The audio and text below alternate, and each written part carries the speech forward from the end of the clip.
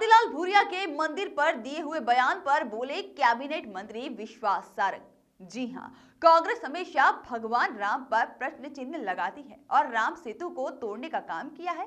अब जब मोदी जी के नेतृत्व में राम मंदिर बन रहा है तो कांग्रेस के नेताओं के पेट में दर्द हो रहा है। कांग्रेस के नेता का बयान शर्मसार कर देने वाला है। साथ ही बजट को लेकर बोले कैबिनेट मंत्री कि इस बार का बजट हर बिंदु को छूने वाला है। प्रदूषण हमारे वर्तमान ही नहीं बल्कि भविष्य की भी एक बड़ी समस्या है। हम सबके लिए प्रसन्नता की बात है कि बजट का बड़ा हिस्सा मध्य प्रदेश को मिला है। माननीय मुख्यमंत्री जी का हम सब मंत्रियों को ये निर्देश है कि आत्मनिर्भर मध्य प्रदेश बनाने के लिए हमें जो जो कुछ केंद्र सरकार से और केंद्र के मंत्रियों से सहायता लेनी है उसके लिए केंद्र के मंत्रियों से संवाद स्थापित करें। और इसी तारतम्य में मैं दिल्ली गया था और मैंने अपने विभाग से संबंधित सभी केंद्रीय मंत्रियों से मुलाकात की। मुझे बहुत प्रसन्नता है कि हमारे देश के यशस्वी स्वास्थ्य मंत्री डॉक्टर हर्षवर्धन जी के साथ मैंने जिन जिन विषयों पर चर्चा की उन्होंने उसमें सहमति व्यक्त की है। मध्य प्रदेश की चिकित्सा शिक्षा के एनहेंसमेंट के लिए जो मंथन कार्यक्रम करने वाले हैं उसमें उन्होंने आने की सहमति दी है। उसके साथ ही सभी मेडिकल कॉलेज के एनहेंसमेंट के लिए हमें जो जो ज़रूरतें केंद्र सरकार से चाहिए थी उसकी उन्होंने सहमति दी है। बायोलॉजिकल लैब मध्य प्रदेश में हर मेडिकल कॉलेज में बन जाए BSL 3, उसकी उन्होंने हमें कार्य योजना बनाने के निर्देश दिए हैं। उसके साथ ही ईज़ ऑफ हेल्थ सर्विसेज जो मध्य प्रदेश में एक नया हमने आयाम शुरू किया है उसको लेकर उन्होंने पूरी तरह से सहयोग करने का आश्वासन दिया है। उसके साथ ही गैस राहत विभाग से जुड़ा हुआ जो केंद्रीय मंत्रिमंडल का विभाग है रसायन एवं उर्वरक मंत्रालय, उसके मंत्री सदानंद गौड़ा जी से भी मैंने मुलाकात की और भोपाल में गैस का स्मारक बन सके और उसके लिए आर्थिक मदद केंद्र सरकार से मिले उसकी सहमति सदानंद गौड़ा जी ने दी है। उसके साथ ही हमारी गैस पीड़ित कल्याणी बहनों की पेंशन फिर से शुरू करने का हमने केंद्र सरकार से अनुरोध किया है, उस विषय में भी उन्होंने हमें आश्वासन दिया है। इसके साथ ही स्मृति ईरानी जी जो कपड़ा मंत्री हैं, भोपाल की कपड़ा मिल जो कोरोना काल में बंद हो गई थी उसको मैंने फिर से शुरू करने का निवेदन स्मृति ईरानी जी से किया था और मुझे प्रसन्नता है कि उन्होंने इस बात की सहमति व्यक्त की है। जल्द से जल्द भोपाल की चांदबड़ की कपड़ा मिल पुनः शुरू होगी। पीयूष गोयल जी जो रेल मंत्री हैं उनसे मैंने मुलाकात की थी और भोपाल के जो हमारे ROBs में जो जो दिक्कतें हैं उसको लेकर उनसे मैंने निवेदन किया था। मुझे बहुत प्रसन्नता है कि पीयूष गोयल जी ने तत्काल भोपाल और इस क्षेत्र के रेलवे अधिकारियों से को निर्देश दिए थे और आज 1:30 बजे DRM और नगर रेलवे के सभी उच्च अधिकारी के साथ मेरी मीटिंग है।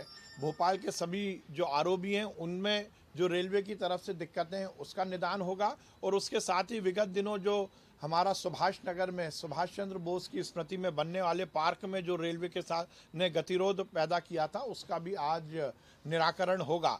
इसके साथ ही हमने बाकी केंद्रीय मंत्रियों से भी मुलाकात की। मेरा दिल्ली का दौरा बहुत संतोषप्रद रहा है। हमने राजनाथ सिंह जी से मुलाकात की। संजीव नगर से लाल घाटी को जोड़ने वाले जो मार्ग में सेना की तरफ से जो आपत्ति है उसके निराकरण का हमने अनुरोध किया। मुझे बहुत प्रसन्नता है कि उसमें भी हमें सफलता मिली है। मेरा दिल्ली का दौरा बहुत सफल रहा है। नेहरू परिवार और उनके तथाकथित वंशज हर समय राम का विरोध करते हैं, राम मंदिर बनाने का विरोध करते हैं, भगवान राम के अस्तित्व पर प्रश्न चिन्ह लगाते हैं। सालों से कांग्रेस इसी गुंताड़े में घूमती रही कि अयोध्या में श्री राम का भव्य मंदिर ना बने।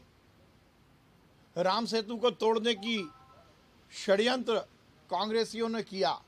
कपिल सिब्बल जैसे कांग्रेस के नेता जो अपने आप को बहुत बड़ा वकील कहते हैं उन्होंने हलफनामा दिया कि इस देश में राम का अस्तित्व नहीं हुआ।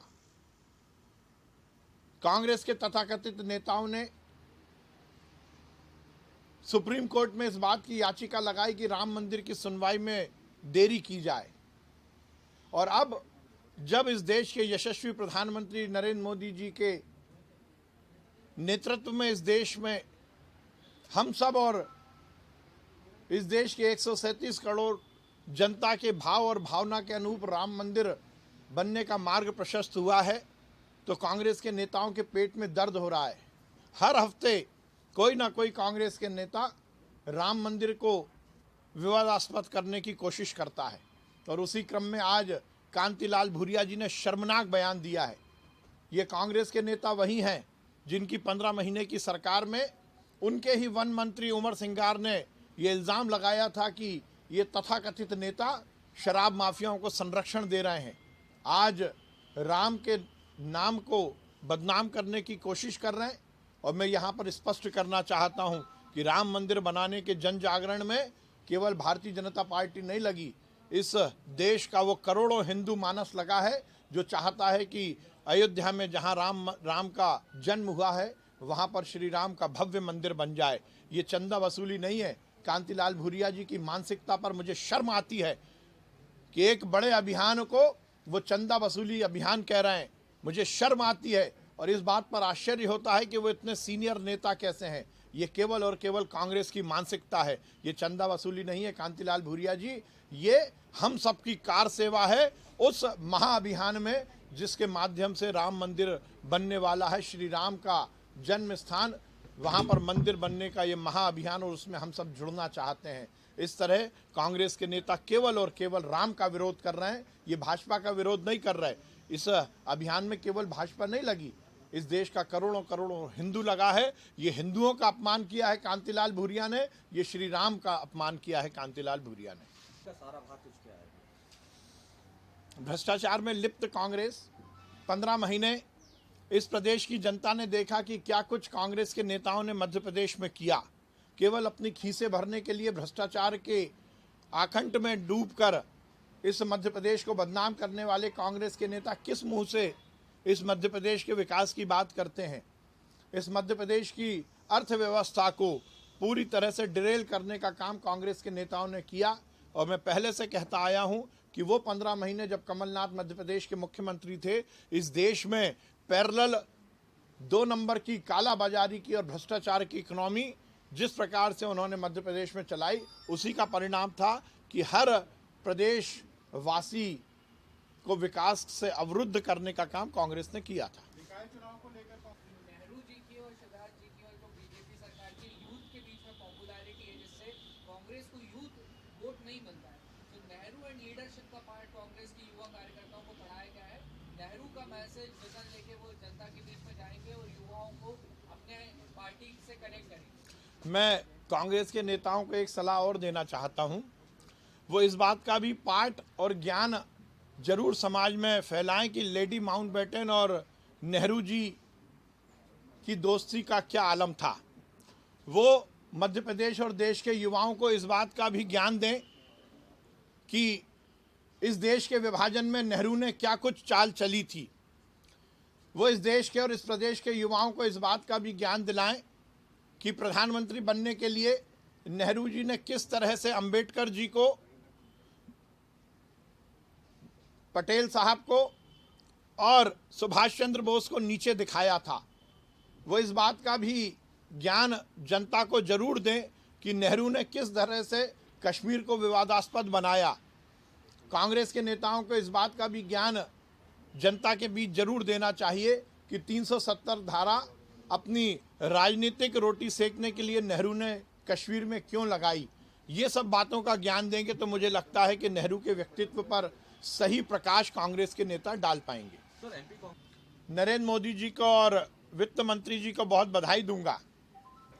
कोरोना काल के बाद पूरी दुनिया में जिस प्रकार से हेल्थ को लेकर, स्वास्थ्य को लेकर चिंताएं बढ़ी हैं, हमारी सरकार ने हेल्थ सर्विसेज को और पुख्ता करने के लिए हेल्थ के बजट को पिछले वर्ष से 137% बढ़ाकर लगभग 2 लाख करोड़ रुपए से भी ज़्यादा का किया है।